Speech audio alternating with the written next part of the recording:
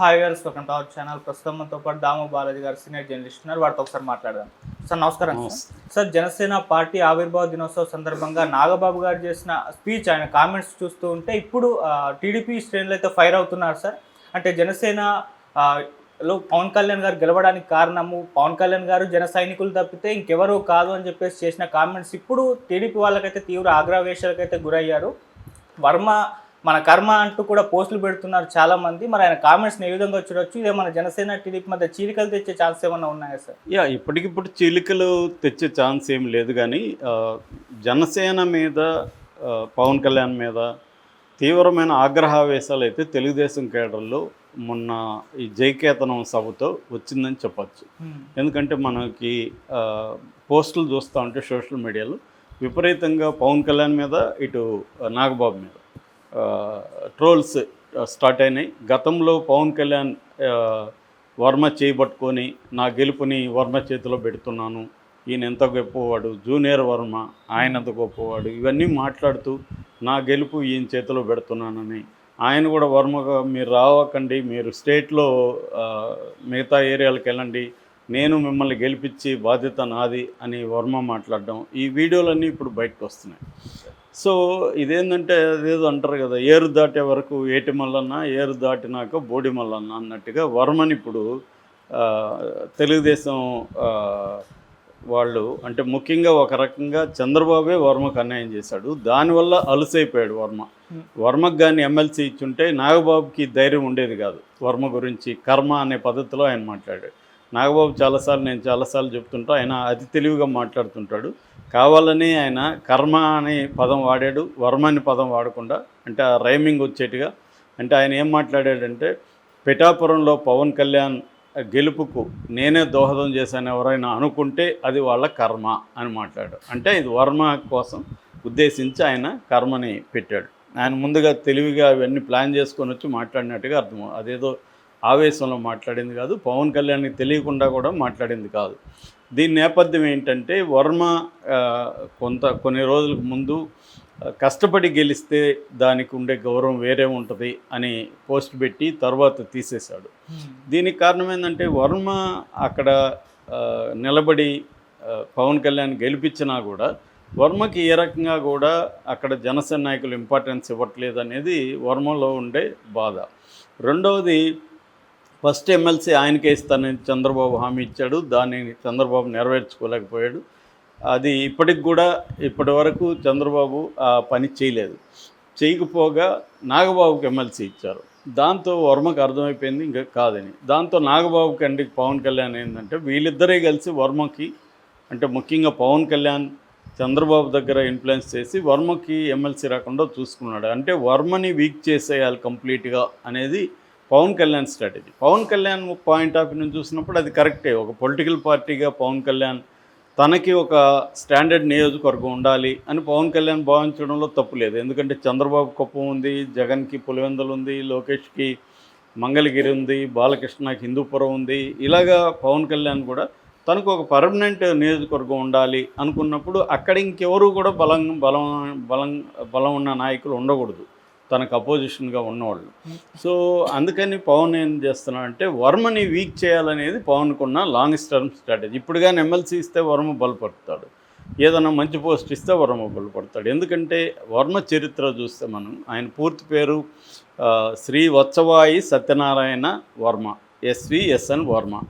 ఆయన 2009లో రాజకీయాల్లోకి వచ్చాడు. 2009లో తెలుగుదేశం టికెట్ తరపున ఆయన పోటీ చేసినప్పుడు అక్కడ వంగగీత గెలిచింది. కానీ ఎంత మెజార్టీతో గెలిచింది? కేవలం 1000 ఓట్ల మెజార్టీతో గెలిచింది. అంటే వర్మకి అప్పటికే 2009కే అక్కడ స్ట్రాంగ్ ఉంది. 2014లో తెలుగుదేశం టికెట్ అయినప్పుడు వర్మ ఇండిపెండెంట్గా పోటీ చేశాడు. ఇండిపెండెంట్గా పోటీ చేసి పెండం దొరబాబు మీద గెలిచాడు. ఎంత మెజార్టీతో గెలిచాడు? 47,000 ఓట్ల మెజార్టీతో గెలిచాడు. అంటే 57.9% మెజార్టీతో ఆయన గెలిచాడు. అంటే గెలిచినప్పుడేమో చాలా పెద్ద మెజార్టీతో గెలుస్తున్నాడు వర్మ, ఓడిపోయినప్పుడు చాలా మైనర్గా ఓడిపోతున్నాడు. అంటే క్లియర్గా వర్మకి స్ట్రాంగ్గా అక్కడ ఉంది.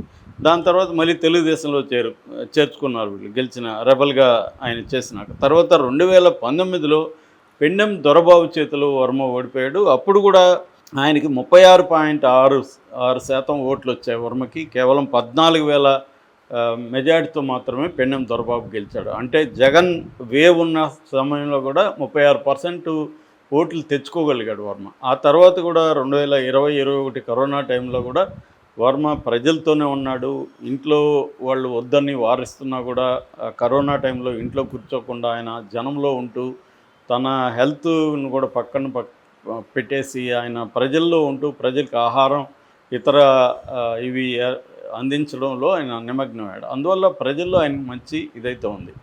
సో మళ్ళీ 2024 వచ్చేసరికి చంద్రబాబు ఆ సీట్ని ఇవ్వాల్సి వచ్చింది. చంద్రబాబు పాయింట్ ఆఫ్ వ్యూలో నుంచి ఏంటంటే పవన్ కళ్యాణ్ తనకి చాలా ఇంపార్టెంట్. చంద్రబాబుకి పవన్ కళ్యాణ్ లేకుండా తను గెలవలేడని చంద్రబాబు నమ్ముతున్నాడు. అది వాస్తవం కూడా, గ్రౌండ్ రియాలిటీ అప్పుడు అలాగే ఉన్నింది. సో ఆ కాంటెక్స్ట్లో పవన్ కోరుకున్న సీటు చంద్రబాబుకి ఇవ్వక తప్పలేదు. అందుకని ఇప్పుడు అక్కడ వర్మ కోఆపరేట్ చేయకపోతే పవన్ ఓడిపోయే అవకాశం ఉంది. పవన్ ఓడిపోతే మళ్ళీ అదొక ఇబ్బంది, మనమే ఓడిచ్చామని కూడా అంటారు. అందుకని వర్మని పవన్ కళ్యాణ్ చంద్రబాబు పిలిచి బొజ్జగించి నీకు ఇవ్వలేకపోతున్నాను, అయితే నువ్వు కోఆపరేట్ చేస్తే నేను నీకు ఫస్ట్ ఎమ్మెల్సీ నీకే ఇస్తానని. వర్మకు కూడా అర్థమైంది, ఒక మనకి తెలుగుదేశానికి చాలా ఇంపార్టెంట్ పవన్ కళ్యాణ్తో పొత్తు. అలాంటి పవన్ కళ్యాణ్ కోరుకున్నప్పుడు మనం త్యాగం చేయక తప్పదని వర్మ కూడా డిసైడ్ అయ్యాడు. అప్పుడే వర్మకు సంబంధించిన మనుషులు చాలామంది వాళ్ళు వ్యతిరేకిస్తూ ఉంటే కూడా వర్మ వాళ్ళందరిని బుజ్జగించి ఇవన్నీ కాంటెక్స్ట్ చెప్పి చేశాడు.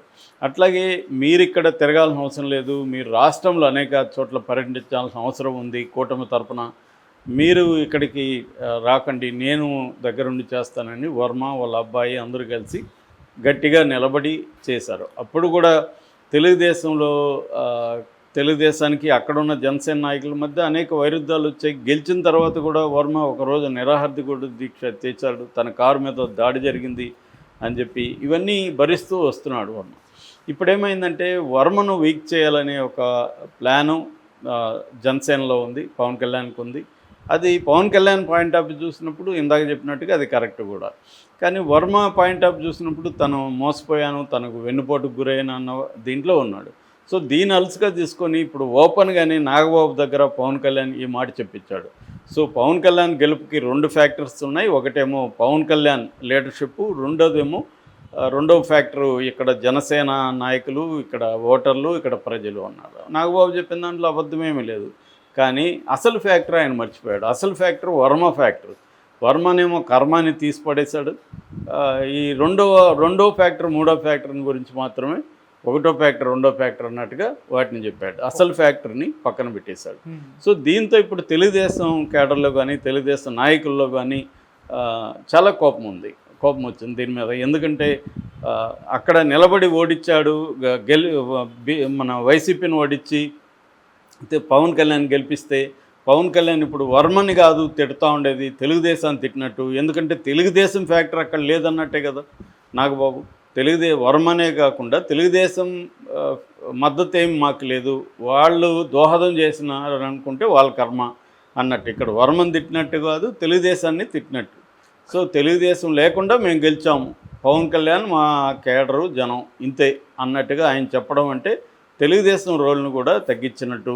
దీనికంతటి కారణము చంద్రబాబే. చంద్రబాబు ఇతన్ని వర్మకి ఏ పదవి ఇవ్వకపోవడం వల్లే అలుసైపోయారు అనేది వీళ్ళు చెబుతున్నారు. ఇక పవన్ కళ్యాణ్ ఏమో జనసేనని బలాన్ని పెంచుకోవడం కోసం ఒక పక్క పెన్నెం దొరబాబుని చేర్చుకున్నాడు, మరోవైపు వంగగీత కూడా చేరబోతుంది. ఎందుకంటే 2009లో ఇతన్ని వర్మను ఓడించినప్పుడు ఆమె ప్రజారాజ్యం పార్టీలో ఉంది. సో తర్వాత వైసీపీలోకి వచ్చింది. కాబట్టి ఇప్పుడు మళ్ళీ ఆమె జనసేనలోకి రావడానికి ఆమెకు కూడా పెద్ద ఇబ్బంది ఉండకపోవచ్చు. సో ఆమె జనసేనలో, పెన్నెం దొరబాబు జనసేనలో చేరడం వల్ల జనసేన ఖచ్చితంగా అక్కడ బలపడుతుంది.